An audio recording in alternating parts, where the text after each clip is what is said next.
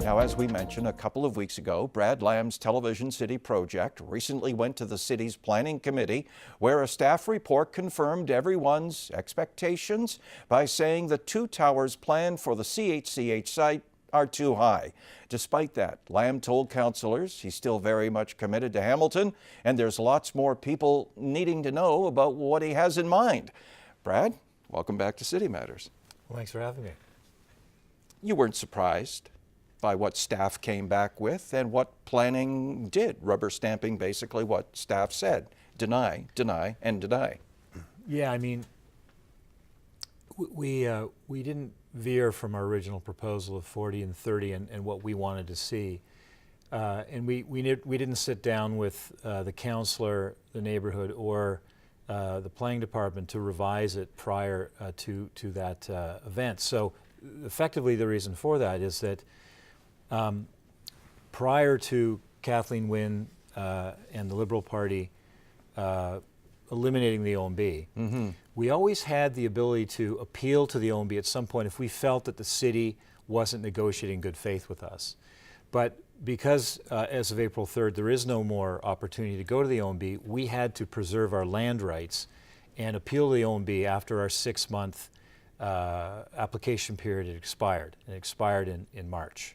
So we notified the city and everyone that was involved within the city that we were intending to do it. It wasn't an aggressive move, it was just a move to protect our interests. It's a strategic move. Yeah, and that forced the hand politically really of the councillor and the planning department to write a negative report because we never gave them anything else but that plan. Yes. So it was always our intent in all these projects. We start with something and in the end we end up with something different. It's never exactly as we want or plan. This is an industry of compromise, and so it doesn't change anything for me. The councillor has said it is a bit much for the site. Yeah, I mean, and he was here on City Matters and said, look, I mean, I've had conversations with Mr. Lam. We can negotiate. We now have Section 37 that the City of Hamilton has decided it is going to start to utilize to negotiate with developers, because that might give you closer to what you want, but they might get amenities in return. Yeah, I think that's a different matter. I think the Section 37 is going to be a tougher thing to wield in Hamilton given the current value of high-rise properties today. I think it might not work here? Yeah. I mean, it's working in other municipalities, apparently. Yeah, well, when Toronto was $500 a square foot or $400 a square foot, and Hamilton was $150 a square foot, given that difference, you could wield that in Toronto because there was enough money sloshing around in a high-rise development that you could do that. But in Hamilton, the cost of building here is the same. There's actually probably a premium to build here versus Toronto. The only benefit to building here is lower land prices and lower taxes, right? Because our revenues are half of what they would be in Toronto. So what we sell here for $550 or $600 a foot, we sell for $1,100 or $1,200 a foot in Toronto now. So, you know, there's more money in the mature market of Toronto for those kind of levies than here. So I think they're going to have to be careful wielding that, or they will discourage development altogether. But to talk about the height, I disagree, and I think that Hamilton needs to be bolder about height and stop listening to the constant bleeding of ratepayers complaining about high buildings. There are not a lot of high buildings in Hamilton. I think if Hamilton wants to be the amazing city it can be, it needs to have world-class architecture and world-class design, and sometimes that means high buildings. So the idea that a 40-story tower is too high for Hamilton or this property, to me, is absurd. But for our needs, for what we need to move forward on this site, we could probably live without a 40-story tower. I mean, we have to talk about that, but it's not a line in the sand for me. It never was. But I do think it's appropriate. Me saying this right now doesn't mean that I don't think it's appropriate for the site. I do believe it is a high-rise, a dual high-rise site, and I think in excess of 30 stories. Because this city has, frankly, broken those guidelines a long time ago, and those are not written, that's not part of the planning process in Hamilton. Century 21 went above 40 stories, and it was downtown. There have been other buildings that are taller than the escarpment, which is the new line in the sand. But I'm looking at articles on both sides of this issue, and people are pointing out where Mr. Lamb is proposing to put 40 stories is not going to obstruct anyone's views. It's more than a kilometer away from the actual escarpment. So it's not going to stop my view from Sam Lawrence Park of the harbor. You know, the tallest building in Hamilton is not an attractive structure. And so, you know, what are we saying when the tallest building for miles around? The regional chair used to have her office, though, on the top floor. It was a great place to go as a reporter. Yeah. Because you didn't pay attention to what the regional chair was saying. You're going, Right. wow. Well, the views are great. I mean, Yeah. that's what tall buildings afford. Yeah, yeah. But from an architectural standpoint, is that what Hamilton wants to have as the highest building? I think a trophy building is really a better idea.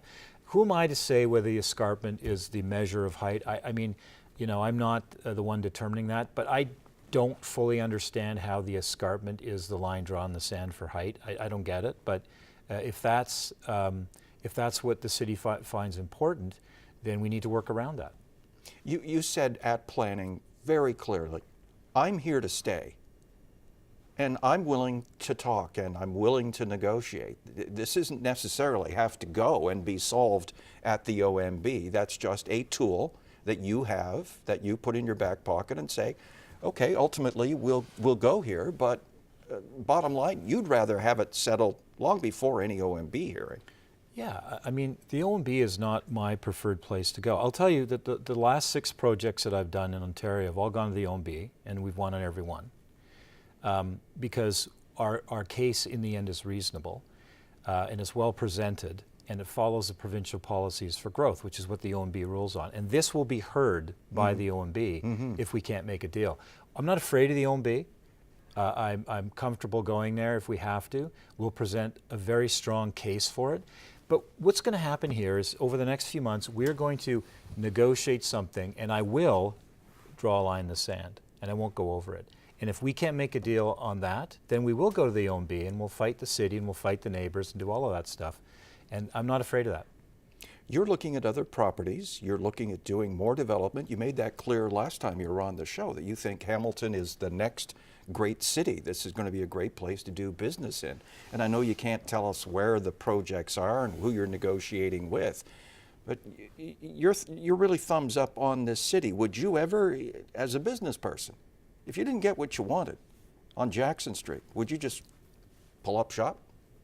No, I mean, I think we have too much invested in the city, and I Yeah. think that we're looking for more avenues to invest in Southern Ontario.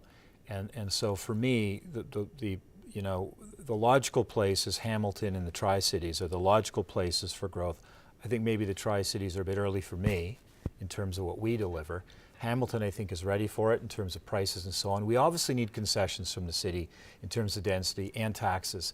Everyone's going to build high-rise here. It's just not economical to do it. It's easy to show how it's not with the numbers. But no, we're not going to get scared away. But I'll say this is a high-rise site. It absolutely is. And we have conformed with the high building guidelines that exist in many cities across Canada, and that Hamilton is going to absorb those high building guidelines. So we meet them. You can't debate that it's a two-story site because we meet the guidelines of 2 stories. And you can't debate that it's a high-rise site because it's completely surrounded everywhere by high-rises except a tiny little portion to the east. So that's absurd. To say this is not a high-rise site or a multi-tower high-rise site is absurd. But the debate's going to be in how tall. How tall are these buildings going to be? Because as I was going through 45-page planning report the staff submitted from Mr. Robichaud, at one point it says, well, 40 stories placed next door to Wessenford Place at 2 stories. Well, that's at a place. That's a no-go. And you're saying, well, that's absurd. Because right across the street from what you're planning to develop is a 22-story apartment building. Yeah, I mean, you know, if you expand your circle of influence around this project, you will see to the east there are 24 homes which are being purchased now by developers, but there are 24 homes, and the city is going to try to hold that density. But they are being sold now to people with interest to develop it. But so are you going to say that 24 houses are going to determine the lives of thousands, literally thousands of homes in the area, high-rise homes? And then if you look at what's around those houses, to the north, to the south, and to the east are high-rise towers. So it's one pocket of 24 homes amongst thousands and thousands of high-rise homes. It's absurd to say this is not a high-rise community. It's absurd. Mr. Robichaud, in the story I'm quoting from, basically said he would recommend one tower on the site in order to allow the heritage building room to breathe and to fit in with the neighborhood. Yeah, So well, I guess that's kind of what you're up against. Yeah. There's the planning head who's saying, well, 2 towers, that's probably too many. There are other issues. I want to address those with you, but maybe 1 tower. well, you know, you play poker? Not very well. Okay. Well, so I play poker and I'm pretty good. Does this And- look like a poker face? No. And Steve also, I'm sure, plays poker. So, you know, I don't believe that he really believes that it's a 21-story single building site, because we comply with the high building guidelines, and we give plenty of air around that historical property. In fact, we are creating a park, which was never discussed in their planning report. They called it patios for the restaurant. Well, the restaurant is one idea for the house or the mansion. It could be a fantastic retail store. It could be a consulate. It could be offices for me. It could be a hedge fund. It could be a restaurant. But the beautiful forecourt park, which is going to be like Paley Park in New York. We specialize these kind of beautiful infill city parks. They didn't even discuss it. And it's a magnificent thing to have this forecourt park in front of that building, to honor that building forever, because it will be shut down zoning-wise. It will be part of the development, and you can never knock it down. You can never build on top of it. You can never build in the park in front. It's there forever. No one would propose that. Most people propose to drag that mansion to the street and build more housing. We're saying no. We're going to isolate that beautiful house and say forever, this is an important structure for Hamilton to cherish. There are some, again, reading on both sides of this, you have some supporters out there, which I find very interesting. Many supporters. There are people who want to see Hamilton developed, and Yes. they look at what the critics are saying and say, hold on, the project actually deals with it. Talking about the parkette. Of course. Talking about accessibility to the general public to the space that's going to be on the property.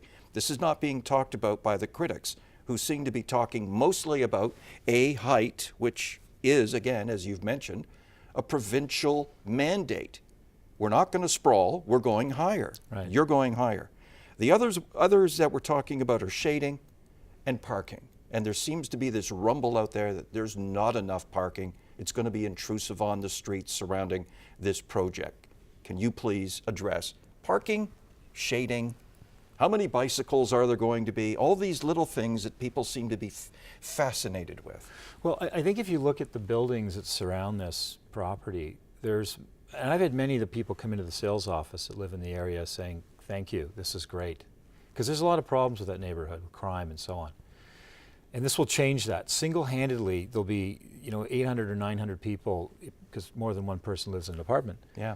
They're going to be patrolling that area and saying, I've got money invested here, and we want to make sure this neighborhood improves. It doesn't denigrate. But the issue of shadowing is absurd. Listen, any high-rise building of 21 stories or 25 stories is going to shadow the sidewalks at certain times of the day. Big deal. They're currently shadowed. You walk up and down that neighborhood, the existing high-rise buildings are shadowing the neighborhood. And by the way, those existing high-rise buildings don't have podiums either, right? All the issues that the city's brought up. Listen, they have their mandate and their desires for this, but it's not their money and they're not developing it. So we have our idea and we will negotiate with the city in good faith. And I believe that what we feel we want to do will intersect what the city wants us to do in the relatively near future. There are many, obviously, when planning is putting together a report, they talk to other divisions of the city of Hamilton, and a fair chunk of those divisions have no quarrel. Transportation has no quarrel with it. Public Works has no quarrel with it, et cetera, et cetera. There are others who have questions and would like more information. But then it comes back to, I guess, the design review panel, who say, point one, overall, the proposal does not relate well to its context. Well, it shouldn't, because are the buildings are the high-rise buildings that surround Television City attractive? They're amongst the worst in the city. They're terrible pieces of architecture. Do you want They're me mid-70s architecture. brutal? Do you want me to build mid-70s brutal architecture in 2018? Is that what you want me to do? What they're referring to are the 24 houses and the variety store across, the Busy Bee. Yes. Which is mentioned, the Busy Bee. Has a letter. Across the street, a 2-story market. That's a significant structure in the city of Hamilton. A Busy Bee market that sells milk and chocolate bars and cigarettes. Is concerned about the retail options you're proposing. Well, you can't tell me that, like, I've never heard of that. So you're telling How many me units are you going to have? 681? less probably in the fives. Yeah, in the end. once you negotiate. And that's thousands of people? Yes. So do we think the Busy Bee might actually see an increase in business? It'll do much better. But what I find is interesting is that the 2-story building that is the Busy Bee is not a significant structure in Hamilton.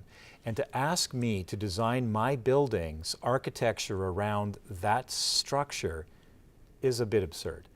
And the houses across the street to the east of us, they're just part of the flavor of the neighborhood. To ask me to build a brick building to represent the brick across the street is equally absurd. The idea here is we're building a modern city, not a historic city.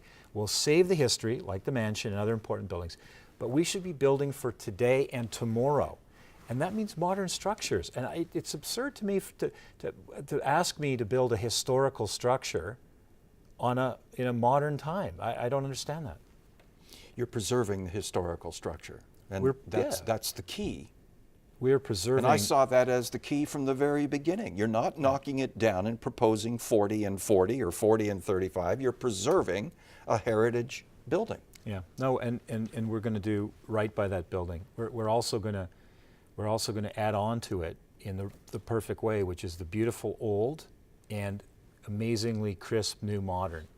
It'll be, we're going to build this, it's going to be fantastic, and once it's done, everyone's going to say, boy, I'm so glad that Television City is in our city. I'm so glad it's here, and it was appropriate. What are timelines looking like? I mean, we're at the end of the OMB, so I'm sure from other municipalities, there were other applications, other disputes that have gone before that. How long before you get to the OMB if you end up at the OMB? I think that we're a full 2 years away from getting a ruling at the OMB. So we'll probably get to the OMB in a year and 2 months with a date, if it goes that way, and then probably a year from then to get a ruling. That's generally how long they're taking, 10 months to a year. But that's not what you want to have happen. No, it's the condo market is hot now. You've told me phase 1 went very well. Yeah. I'm not concerned about sales in Hamilton, Yeah. and I don't think that's something for the future. I'll tell you what I find I'm not concerned about the future sales in Hamilton. We're okay to pack it up for a year, do the full fight, go to the OMB, and we have beautiful sales office we've closed, reopen that, lots of fanfare, lots of parties, all the marketing, bring all the people back. There is enormous interest from everywhere for this project. We have more buying groups looking to get units in this building. We're saying no, we're not doing it right now. But I don't think sales is the issue in Hamilton for high-rise right now at the levels we're at. Obviously we can't go into the $700 a foot range, but in the low 600s, high 500s, this building is selling very well. And that bodes well for us. We can wait, or we can build it next spring if we make a deal with the city, or we can build it in 2 years. Either way, I have 15 high-rise buildings across the country. I don't care. Doesn't matter to me. And now, how does it work with the city? Who do you sit down with? Sit down with Chris Murray and Jason Thorne? Who do you sit down with? We're going to sit down with the planning department. Yeah. And Steve Robichaud will probably be the person we want to get eye to eye with and say, this is what we want to do. This is our line in the sand. I think it's fair. And we've addressed a lot of your issues with this. We have redesigned the building. You know, we had one redesigned before the date, the council date. So we'll present that. I think we're going to get some buy-in on it. And if we do, we will avoid a hearing. We'll do a pre-hearing conference and a settlement conference if that's the way it goes. And then we'll hopefully get in the ground by next September, next spring, maybe May, maybe June. That's our ideal situation, Yeah. but if not, we'll wait another year and a half. You've talked about other sites, and very briefly, do you have other announcements coming down the pipe real soon? We have a building on Main Street that we're going to be visiting, again, Mr. Robichaud with and seeing what he thinks and sit down and negotiate that. It's a mid-rise. It's a beautiful mid-rise building. We have another one on Main Street. Currently is a car wash. We'll be demolishing the car wash. Okay, in the I next 2 drive weeks. by it, yeah. Well, you see it's Okay. fenced off now, so Yes. that's going away. All right. And we've hired a fantastic architecture firm to design a mid-rise building there, so that'll be going in this year. And those are the two other ones we've got planned. The other ones we're sitting on right now. Lots and lots of work in Hamilton. Always an interesting conversation. Thank you for being here. Thank you. Stay in touch. You're Okay. welcome back anytime. Brad Lamb. City Matters at 4, 6, and 10 p.m. on Cable 14 and anytime on cable14now.com.